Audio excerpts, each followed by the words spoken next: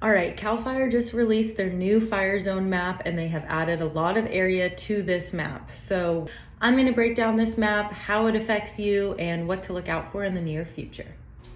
I'm going to start by going over this map, which you can find on the CAL FIRE website.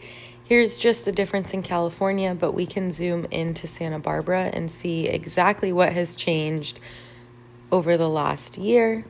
This one was surprising. All the way down to Rincon Point is basically very high. And then Shepherd Mesa, the foothills of Carp, foothills of Summerland, basically all of Montecito, pretty much everything up the 192, the foothill area. You can see the Riviera, Mission Canyon. This, I think, is like, I want to say Ealing's Park area. Yeah. And a little bit of Campanile.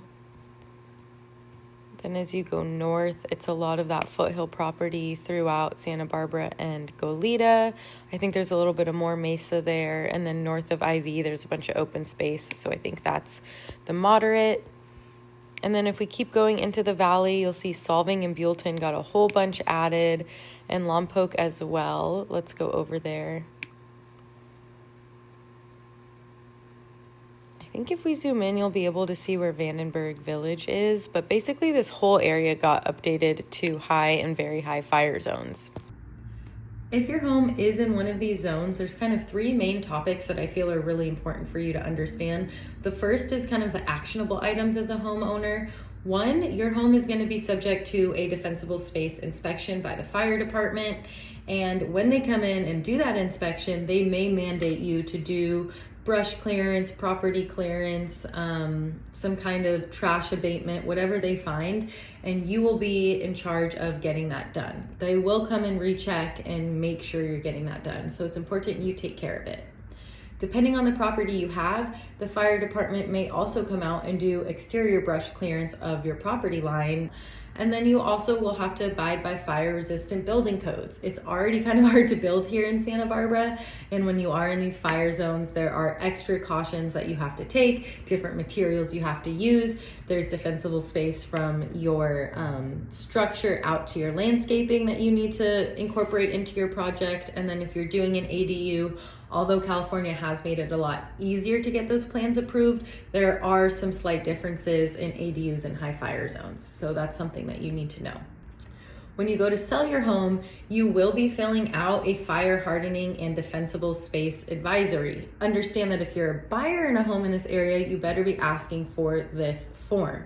This form is going to outline any fire hazards and mitigation status that that home has. If you are in a high fire zone, you're gonna have some kind of fire hazard and mitigation status. So that needs to be disclosed. The biggest question I think people have is insurance. Insurance is already hard. People are already getting canceled. They're already having to go to Fair Plan. Fair Plan now has to pay out all of the people in LA that they're covering. So what's going on with the insurance situation? The good thing is these maps are not directly used by insurance companies. They're trying to assess the risk of insuring your home and if it's gonna burn down. These maps are used with our city to identify exactly where they need to put their resources and how they're going to help keep a fire from happening and then address the fire in the unfortunate circumstance that it does occur. So your insurance should not change because of this.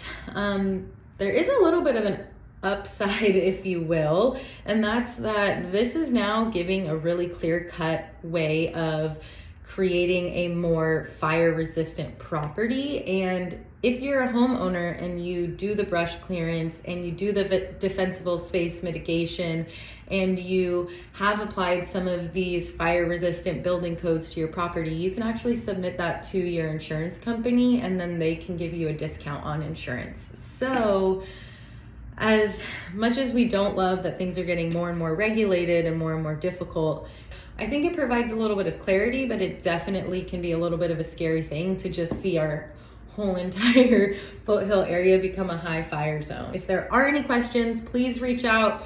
We are working through this as all of this changes. It feels like it's changing every couple months. So we have the insurance people to reach out to. We've already talked to the fire department. We can definitely connect you with them. And really, we're just kind of here to help bridge the gap in any questions you have. So please reach out.